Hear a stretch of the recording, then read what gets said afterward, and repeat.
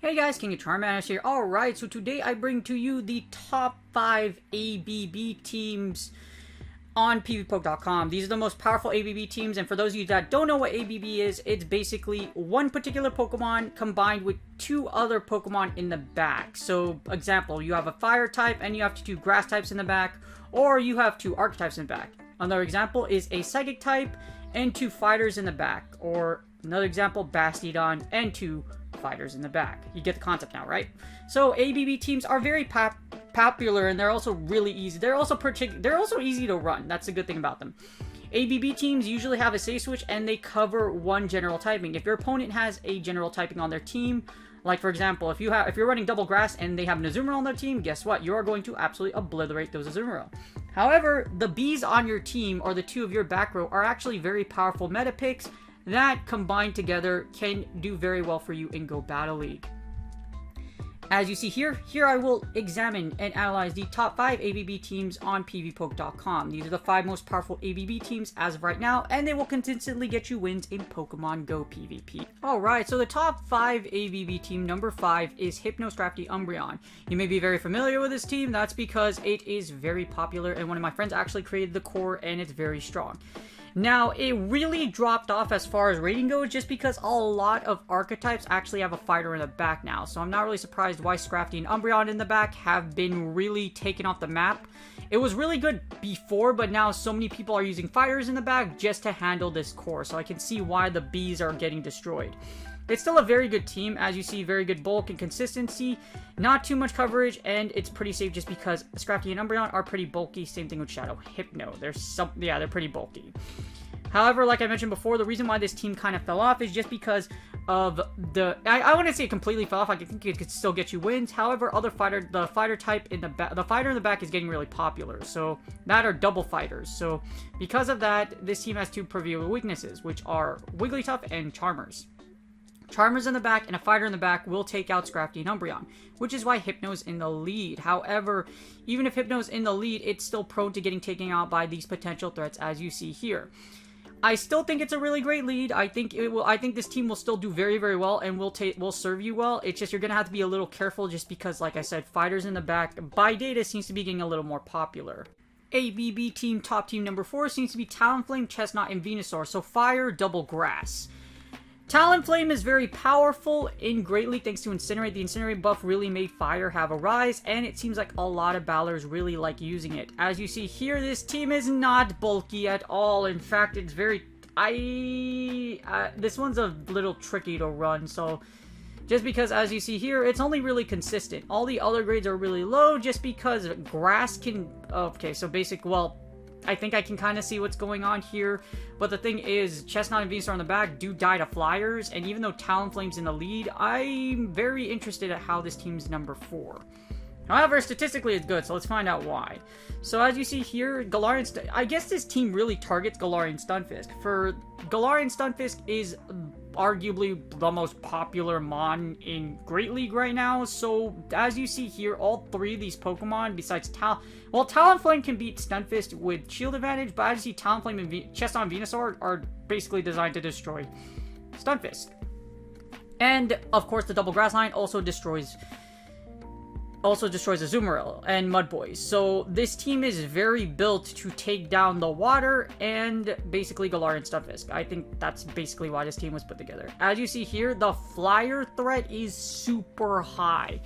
Mandibuzz is your worst nightmare with this entire team just because it's so bulky. Venusaur and Chestnut don't have much of an answer to Mandibuzz, especially Chestnut, because Mandibuzz is a super tank, and it basically double resists Chestnut. Also, Venusaur's Frenzy Plant's resisted, so Mandibuzz will give you a problem, but if you're able to take out Mandibuzz with Talonflame, I think you can run over the back row with Chestnut and Venusaur, given they don't have a flyer in the back. This team is very interesting, like I said.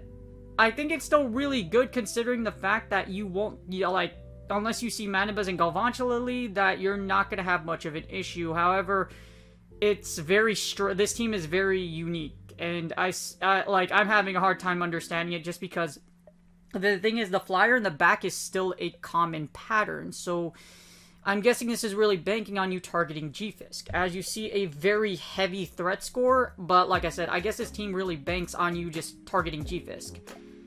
I wouldn't recommend this team just because even though statistically performance high, it's very difficult to use because if you target Stunfisk and they don't have it in the back, and Chestnut has superpower, Chestnut has superpower, Venusaur is pretty standard, so is Talonflame, but again, very unique team, but is the number 4 team, so if you want to give it a shot, I wouldn't recommend it though, just personally, just because of difficulty to run, and just because the flyer pattern's still pretty common. Team number 3 features a Hex Marowak in the lead, and 2 grass types in back when shifting Venusaur. So fire, double grass. Again, like Talonflame, except it is a Alola Marowak with a Hex, and instead of a Chestnut, you have a Shiftry. Shiftry is a very powerful safe switch, and I love Shiftry a lot, but the thing about it is this team is very glassy. The double grass type is really interesting. However, with the rise of fire types and flyers in the back, like I said, flyers is still common pattern in the back. This team will do consistent damage. However, like I mentioned, it's pretty strange. But Shiftry still beats, so like I said, these teams largely seem to target Galarian Stunfisk. And because Azu isn't really that Azu's still popular, but like not that popular compared to other things, but that's what it is. As you see here, this team is basically hellbent on destroying Azu and the Mud Boys as well as Galarian Stunfisk. This team really does target Galarian Stunfisk in the back. Alola Marowak is also able to defeat Deoxys defense because it has Hex, so I'm guessing that's why you have the Hex variant versus Fire Spin. As you see here, Flyers are your worst nightmare. Yes, you could break Altaria's shields, however, Flyers will give you a hard time because Flyers are still very strong in this meta, particularly Mandibuzz. As you see here, this team has a very heavy high threat score. So the double grass has fallen off for multiple reasons just because of fire. Like, some of them are weak to fighting, but like, even like, it's just really nuts just like how much, like double grass, yeah. The flyer in the back, and just, as you see here, there's a lot of like, there's a lot of things that can beat you, but like the rise of Talonflame is what has me concerned with using double grass. But as you see, number 3 most powerful one, if you like the double grass variant, I'd say this is probably your best bet, because Alola Marowak, Shiftry, and Venusaur are a very, like, it's not bad at all, but very high threat score.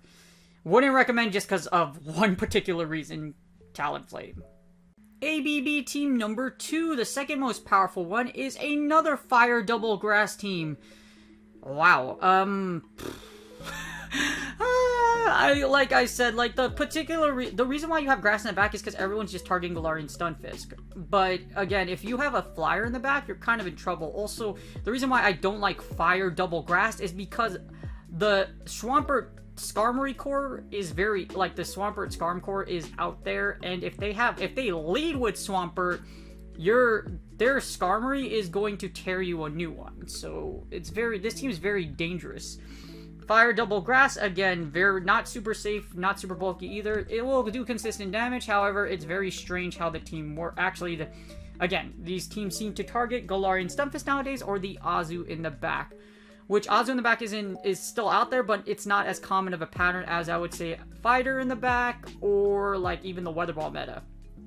However, the thing about this team is, unless they are rocking, I would say, Alolan Ninetales, is that double grass actually does work pretty well, because double grass can do very well against Pelipper and Politoed if they don't have Blizzard and if you don't get Hurricaned. That's why it's still really iffy. I get the popularity of Pancake, but there are better things to cover Pancake with, like Fighters. So as you see, high threat score. Machamp will give you a hard time just because it's able to Rock Slide Talonflame. It can threaten both of its shields, but there's and Galvantula as well, just because of its lunge.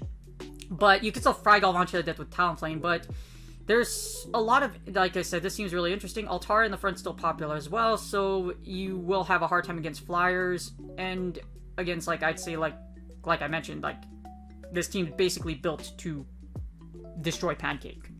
Alright, now here you go. The number 1 most powerful ABB team seems to be Bastiodon Double Fighter. Why am I not surprised? Okay, so the basis of this team, I think it's really good because I'm assuming this is a Medicham XL. So Medicham XL is very powerful. It is actually the strongest Pokemon overall in Great League, and Medicham XL is a beast. So if we modify everything to level 50, as you see here, not much of a difference. However, it does have good coverage, good consistency, and it's very bulky. The reason it's not super safe is just because of the double fighter combination in the back. Flyers can give you a hard time in the back, and Charmers will as well. Charmers can as well. You can kind of cover it with Toxicroak, and Medicham as an XL is pretty thick, so it can take a few charms before it goes down. But a very powerful team. It looks like Deoxys defense can give you an issue in the front, but I wouldn't say DD is too bad because you do resist all of Deoxys defense's charge moves. However, Bastion can still get whacked down by, Deoxys can try and farm you down completely if you have no shield. So even DD isn't a see-all answer against this team. Jellicent can also give you an issue just because Jellicent has Bubble Beam, etc. However, that's basically why. It's just because Jellicent's Bubble Beam, and even then, it's pretty tanky. So it's very interesting how this team works. Also, the reason being is because Jellicent's very good because you have double fighters in the back, so that means Ghost resist double fighters, so that's what it is right there. As you see here, the biggest threat of your team is the two I mentioned below, Deoxys and Jellicent. You likely will not see a Gliscor, however, I can also see the Scar... Like the other problem with a lot of ABB teams now is that the Swamp Scarm core out there can give you an issue. Because Swampert will beat Bastion, and then Scarm in the back will absolutely tear through Medicham and Toxicroak. So you kind of have to be careful of how you use this team. Again, like, ABB teams are very powerful, however, there are cores out there that are very strong against it, and there are teams, or one Pokemon, like, for example, Altaria will absolutely destroy your back row, especially, like, it can even beat Medicham with Ice Punch just because it's so bulky. Even though Medicham is an XL. But again, if, this team is very powerful, has the lowest threat score, I think, out of the rest of the ABB teams, and I think this team is probably the most viable one as of right now. As you see, Bastion, Medicham, and Toxicroak. Double Fighter is really popular in the back because if you are, this is very, well-equipped to defeat the, the Hypno Double Steel team. So, I mean, Double Dark team. If you face that team with this team is basically an auto-win versus the other, it's basically an auto-win. So you'll basically defeat the Hypno Double Dark team very easily with this team. Bastion is also a very powerful tank. I'm guessing your safe switch here is Medicham XL, and then you try to realign with Toxicroak or Bastion to KO. I'm guessing that's what it is for this team. However, again, the most powerful ABB team, pretty generic. If you don't win the lead with Bastion, switch in Medicham, try to realign, and that's it. But again, this team basically auto-wins against Hypno Double Dark. So I guess that's why it's statistically an insanely powerful team. I hope you guys enjoyed this video. As you see here, ABB teams are still very, they will still get you wins statistically. But as you see here, it looks like a lot of the ABB teams nowadays are really targeting Galarian Stunfisk. That's why the Double Fire team is so good, so Double Grass. Like I said, they still beat Stunfisk, and they can still give you wins against things like Azu. So it's a very interesting how the ABB really has turned from a very... Let's see, what's the most like Azu Double... Where is the Azu Double Ghost team? So Azu Double Ghost actually fell off the map, as you see here. So Azu Double Ghost actually used to be one of the most powerful ABB teams, but it looks like statistically it fell off a lot.